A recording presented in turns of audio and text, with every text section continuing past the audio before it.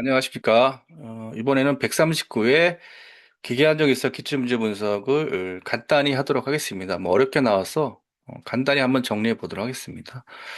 그래서 이번 139회는 이제 136회 1차 합격자가 23명, 138회가 17명이기 때문에 1년 동안 많은 합격자가 됐어요. 평균 이상 됐기 때문에 조금 이제 좀 어렵게 나오지 않나 생각이 들고, 그래서 산업안전관리 법규 30%,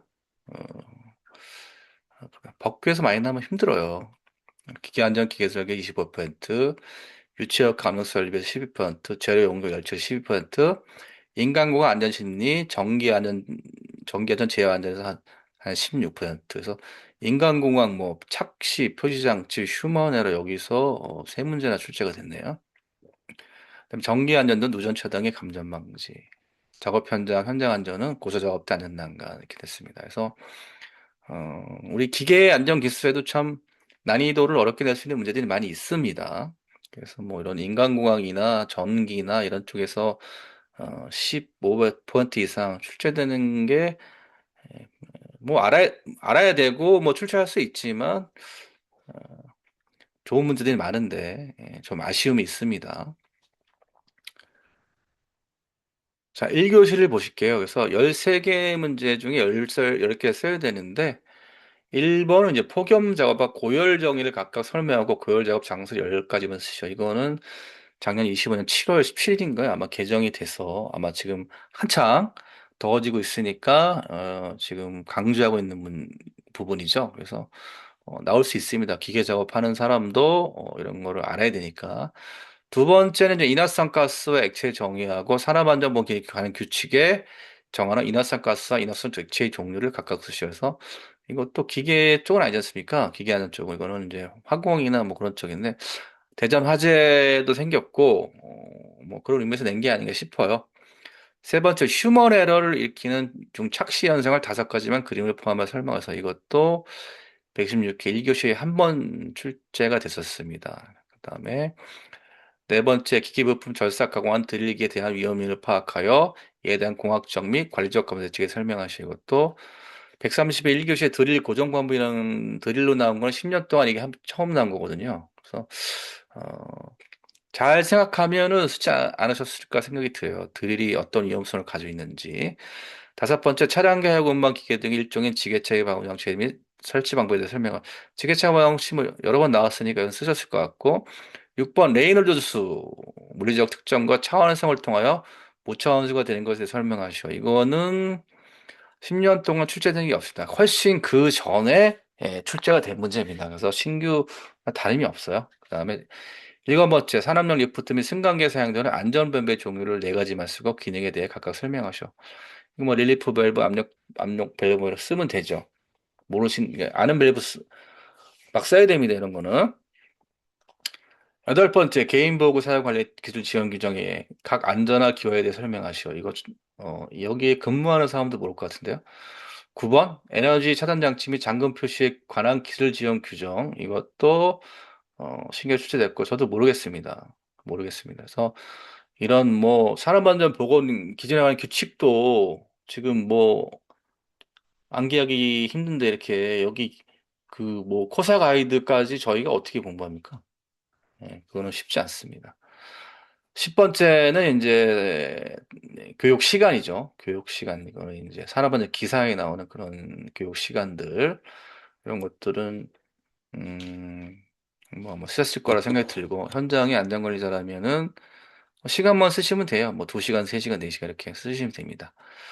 그래서 1교시 10번째 문제까지 받고, 그 다음에 11번째 문제는 이거 압력용기 뭐 이게 1교시 문제인데, 1교시 문제 3개 물어봤어요. 갑점과 을점, 주요 구조분, 주요 검사물. 이거는 25점으로 물어도 충분한데, 그 다음에 12번 피부아크 응접봉의 피복지 역할에 대해 설명하셔. 이것도 출제가 됐고, 13번 필요한 더 영향을 준 인재에 대해서.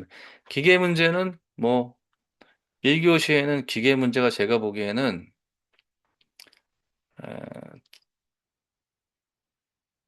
이 13번 하나 나온 것 같은데, 필요한 더 영향을 준 인재에 대해 설명하셔. 그렇습니다. 기술사인데 1교시에 기계 문제가 13번 하나 나왔어요. 이거 뭐 쉬웠을 것 같고. 그래서 1교시는 종합적으로 뭐 13, 12, 11 정도는 완벽하게 쓰지 못하더라도 적으셨을 것 같고, 그 다음에 여기 그 지게차 방호 장치, 그 다음에 여기 리프트 승강기에 되는 밸브 종류, 그 다음에 여기 특별 교육하고 폭염 그런 것들, 어, 폭염 이런 것들 한번 나올 거라고 예측을 한번 했을 수도 있어요. 그래서 한 다섯 개, 여섯 개 정도 완벽하진 않지만 음, 쓸 수 있을 거라고 생각이 듭니다. 그래서 신규 문제가 굉장히 출제 많이 됐기 때문에 손을 못 댑니다. 그래서 아시는 가도 최선을 다해서 썼을 거라고 생각이 들고 2교시 문제 보겠습니다. 2교시 문제는 이제 여섯 문제 중에 네 문제 써야 되죠. 2교시 문제도 용접 변형은 뭐 항상 나왔던 거기 때문에 썼을 것 같고 두 번째는 연속 절투 시 발생하는 당금질 균열 정의하고 발생 원인이 예방 대책 그다음에 이런 것들 그리고 2번은 문제 어렵진 않은데 여러분들이 쉽게 손이 갔을라나 생각이 드네요. 3번 중대산업사고 예방을 위한 공정안전관리에 대해 다음에 설명하셔. 정의 목적, 적용 대상, 심사위 확인 절차, 12대 요소, 공정안전관리.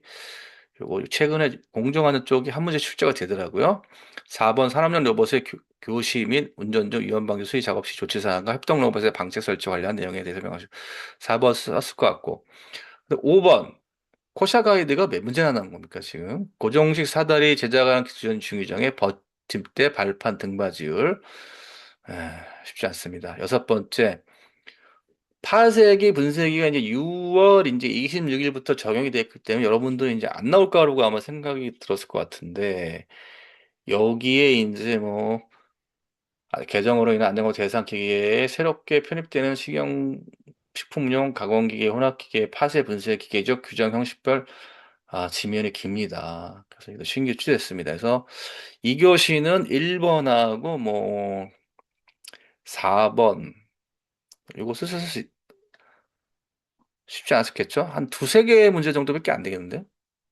제 기준으로 봤을 때는 3번도 뭐 완벽하게 쓸 문제는 아닌 것 같고 그래서 그래도 뭐 반 이상 정도 쓸 문제들이 한 세 개 정도밖에 안 보입니다. 그래서 완벽하진 않더라도 자, 3교시 넘어갔습니다. 그래서 3교시는 이제 안전보건 진단을 받아야 할 대상, 진단의 종류, 163회, 136회 3교시에 출제가 됐었고, 그 다음에 작업계획서를 작성한 작업 중 다음 사항에 대해 설명하고, 작업 중 작업 지뢰를 지정해야 하는 작업의 종류, 작성해야 하는 작업계획 내용, 이거는 133회 좀 작업계획서는 좀 많이 출제가 됐어요. 그 다음에 3번 문제, 산업안전보건법에 정하는 작업 중지를 할 수 있는 주체, 내용, 중대 재해 발생 시 고용노동부 장관의 작업 중지 조치에 대해 설명하셔. 뭐 또 10년 동안 한 번도 출제된 적이 없습니다. 그 다음에 네 번째, 고소작업 때 안전단계에 대해 설명하시오. 이것도 신규로 출제가 됐습니다. 그 다음에 산업안전보건법에 정하고 있는 안전표지 135의 1교시 유사하게 출제됐습니다. 여섯 번째, 중대재해처벌법 시행에 관한 다음 내용의 각각에 대해 설명하시오. 안전보건 관계 법령에 따른 의무행위에 대한 관리상 조치, 안전보건 교육의 실시에 관한 사항, 다 까먹었을 것 같아요. 중대재해처벌법 몇 년 전에 한창 잘 나오다가, 그래서 3교시는 뭐, 3교시도 마찬가지로 뭐 두세 개 정도? 두세 개, 1번, 뭐, 2번, 뭐, 이 정도? 그 다음에 나머지 뭐 쓸 수 있는 것들, 쉽지 않습니다. 그래서 2번 139회는 꽝이다. 그냥 스쳐 지나가는 회차다. 그래서 공부 방향을 또 이쪽으로 확 쓸려서 가시면 안 돼요. 여러분들이 하던 거 쭉 하셔야지. 그쵸? 4교시 마지막 4교시 보겠습니다. 그래서 기계설비 제어 시 위험을 감지하기 위한 시각적 청각적 표시장치. 이거는 132의 2교시에 출제가 된 적이 있습니다. 두 번째는 이제 보호구 인증고시에 정하고는 각각에 대해 설명하셔. 방역 마스크 종류, 등급 형태, 구조 등의 분류, 산업안전 보기 위한 규칙에 청하는 보고 이런 가지 이런 거는 쓰실 수 있지 않았을까요? 그 다음에 3번 모디선더 다시 봐 이거는 이제 배관의 그 손실 얘기하는 거군요. 신규로 출시됐습니다. 기계 안전하고 배관의 손실하고 무슨 관계가 있을까요? 아, 배관이 터지니까 배관에 이제 다시바이스는 이제 배관에 우리 배관 설계할 때 우리 그 캐비테이션 같은 것도 배관 설계할 때 이제 그 유효 흡입수도 안짝으로 들어와야 되거든요. 그래서 배관 손실을 잘 알아야 기계 안전도 안다. 뭐 그런 의미인가? 하여튼 처음 나왔습니다. 4교시 보시면 이동식 길어요, 지문이. 이것도 코샤 가이드에서 네 문제 나왔네. 안정성, 전격 초과, 인계하정, 최대 접장. 요거는 쓸 수 있을 것 같은데. 그죠? 그다음에 5번 감전 방전 유전 차징에 설치하는 기술 규정 유사 안전보건공단 사람들이 엄청 들어간다 보네. 그죠? 마지막 산업안전보건부 49조에 의해 안전보건 계획 수립에 명할 수 있는 안전보건 진단을 받아 안전보건 계획을 수립해야 하는 대상 안전보건 계획 수립 및 시행의 전 과정에 대해 설명을 하시오. 136개 3교시에 출제가 되었습니다. 그래서 4교시도 쉽지가 않습니다. 그래서 지금 코샤 가이드가 지금 여기 한 문제, 두 문제, 두 문제, 세 문제, 세 문제, 네 문제, 다섯 문제 나왔네. 와, 코샤 가이드가 그쪽 사람이 출제한 것 같아요. 그래서, 그래서 139회는 그냥 지나가는 회차로 생각하시면 좋을 것 같습니다. 합격자도 이 상태라면 몇 명 없을 것 같고, 그래서 그 좋은 문제들이 많은데 음, 참 안타깝습니다. 그래서 너무 실망하지 마시고, 또 공부 방향을 또 이런 쪽에 막 코샤 가이드를 막 또 해야 되는 게 아니냐, 막 그럴 필요는 없어요.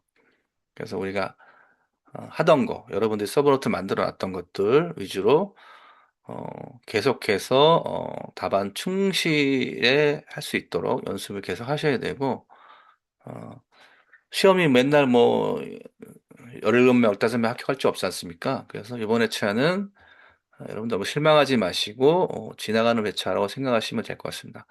이상 간단히 출제 분석을 마쳤습니다. 그래서 여러분들도 어, 내년 2월을 이제 기대하시면서 어, 어, 초심을 잃지 마시고 쭉 밀고 나가시기 바랍니다. 고생하셨습니다.